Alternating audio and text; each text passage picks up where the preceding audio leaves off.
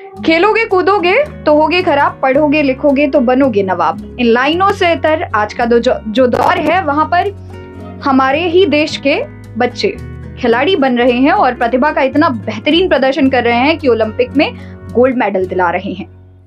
लेकिन वहीं कुछ बच्चे हैं जिनमें प्रतिभा है लेकिन फिर भी वो पदक से चूक जा रहे हैं।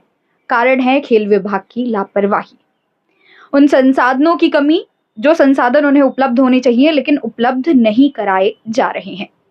नमस्कार, मैं मोनाली पांडे, स्वागत है आप सभी का TTS इंडिया पर। अभी मैं खड़ी हूँ संगम सिटी में स्थित जॉर्ज टाउन में, जहां पर इंटरनेशनल लेवल का तरणताल आज से लगभग 4 साल पहले से बनाया जा रहा है, लेकिन गम इस बात का है कि अभी तक बन नहीं पाया।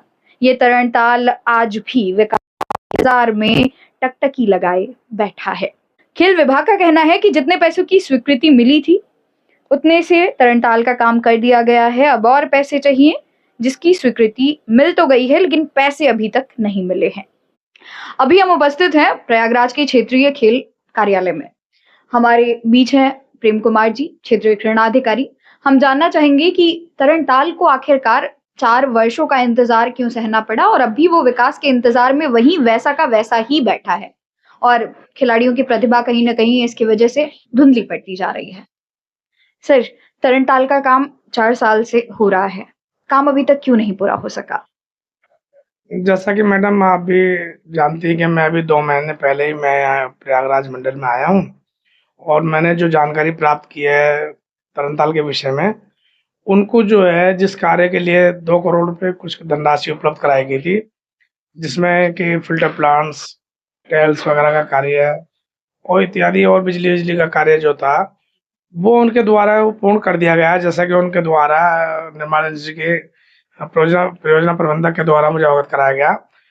उनके द्वारा एक एस्टीमेट अलग से सौंदर्यीकरण का, जिसमें हमारे चेंज रूम है, वॉशरूम है, फ्रंट की जो बिल्डिंग है उसके लिए 2 करोड़ कुछ रुपए का उन्होंने एस्टीमेट बना के शासन में और भिजवाया हुआ है। वो पैसा अभी शासन से जो अवमुक्त नहीं हुआ है, जिस कारण वो पिछली बार शायद पिछले वर्ष वो स्विमिंग पूल हमारा चालू नहीं हो पाया था। लेकिन मैंने उनके प्रोजेक्ट मैनेजर से कहा है कि जो उसमें बरसात का पानी भरा हुआ है उसको आप निकाल के हमें फिल्टर प्लांट आप चला के दिखला दीजिए, हम उससे संतुष्ट हो जाए कि कोई लीकेज वगैरह तो नहीं है, फिर हम उसको हैंड ओवर कर लेंगे। और हमारा प्रयास है कि अगले साल अगले सीजन में जो मार्च से हमारा स्विमिंग पूल स्टार्ट होगा, यदि हमें सौंदर्यीकरण के लिए पैसा नहीं मिल पाता है शासन से उस काम के लिए, तो हम जिलाधिकारी महोदय से अनुरोध करेंगे कि कुछ अन्य स्रोतों से जो इतना पैसा वो दिला दें, ताकि हमारे वॉशरूम वगैरह जो है या चेंज रूम वगैरह जो है वो इस लायक हो जाएं कि हम अपने सीजन में उसको स्विमिंग पूल को जनपद के खिलाड़ियों के लिए स्विमिंग पूल की सुविधा उपलब्ध करा सकें। ऐसे में खिलाड़ियों की प्रतिभा कहीं न कहीं छिपी जा रही है और खिलाड़ी लगातार पदक से चूक रहे हैं। आमतौर पर हम देखते हैं कि कोई भी बच्चा होता है वो खेल को कब चुनता है। मध्यम वर्ग के ज्यादातर बच्चे पीछे रह जाते हैं क्योंकि उनकी फैमिली उन्हें कहती है कि आप खेल की ओर ज्यादा न जाएं, पढ़ाई लिखाई पे ध्यान दें और IAS वाईएएस बने। लेकिन कुछ लोग ऐसे होते हैं जिनमें खेल का जुनून इस प्रकार होता है कि वो इसे ही अपना जीवन बना लेते हैं, जिसके चलते वो खेल के मैदान पे सुबह से लेकर शाम तक में 6 से 7 घंटे सिर्फ अपने खेल की एक विधा को देते हैं। तैराकी भी उन्हीं में से एक है, लेकिन खिलाड़ियों का सपना शायद इस पानी में डूबता हुआ नजर आ रहा है जिस पर काई जम चुकी है। ओलंपिक में हम खिलाड़ियों के द्वारा पदक जीतने की बातें तो करते हैं, लेकिन खिलाड़ियों के अभ्यास के लिए आखिरकार हम और हमारी सरकार कितना उनकी मदद करती है उनके अभ्यास में या फिर उन संसाधनों को उनको उपलब्ध कराने में जिनकी आवश्यकता उन्हें है। कहीं ना कहीं यही कारण है कि खिलाड़ियों की प्रतिभा ऐसे ही पानी में डूब जाती है, जैसे 4 साल से ये तरणताल डूबा हुआ है विकास में। साल 2020 के शुरुआती महीने में काम शुरू हुआ इस तरणताल का। निर्माण एजेंसी CNDS को मार्च 2020 तक कार्य पूरा करना था, लेकिन कार्य अब तक अधूरा है। वहीं एजेंसी भुगतान में देरी का हवाला दे रही है। एजेंसी का कहना है कि अभी तक 26 लाख रुपए नहीं मिले। इसके अलावा अन्य कार्यों में 5 करोड़ खर्च होने हैं, लेकिन 5 करोड़ की स्वीकृति अभी तक नहीं मिली है। स्विमिंग पूल में लाइट, वॉशरूम, गेट, पवेलियन और डाइनिंग बोर्ड का कार्य बचा है।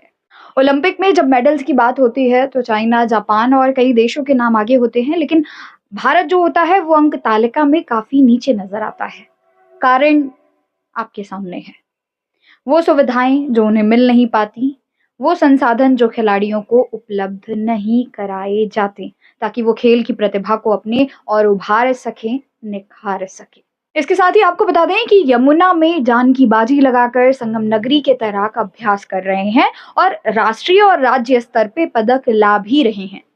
लेकिन एक इंटरनेशनल लेवल का स्विमिंग पूल होने के बावजूद आखिरकार क्यों सिर्फ नेशनल लेवल तक, इंटरनेशनल लेवल तक हमारे तैराक क्यों नहीं पहुंच पा रहे हैं, वहां पर क्यों पदक नहीं ला पा रहे हैं, ये एक बड़ा सवाल है।